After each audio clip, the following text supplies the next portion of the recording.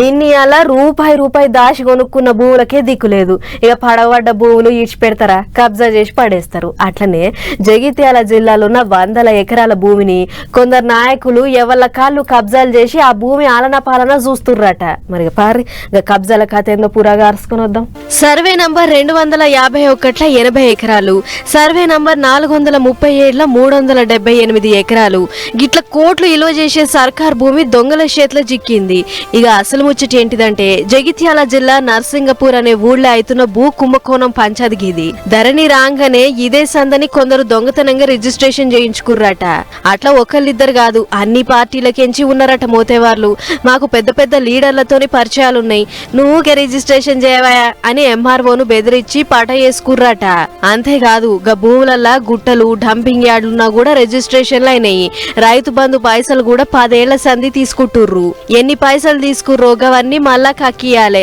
ఈ భూ కుంభకోణంలో ఎమ్మెల్యే సంజయ్ పాత్ర ఉందని నాకు మొదటి సందే అనుమానం కొడుతుందని జీవన్ రెడ్డి సార్ పోయి మంత్రి ఉత్తమ్ సార్ కు ఫిర్యాదు అయిందట.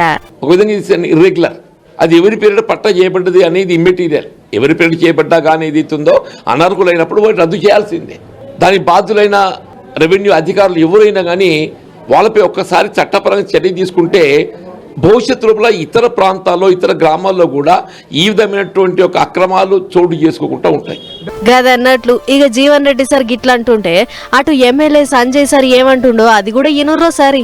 రైతు బంధు ఎవరైతే పొందినరో వాళ్ళందరూ కూడా దాదాపు 13 విడతలు రైతు బంధు పొందిరు. రికవరీ చేయాలి.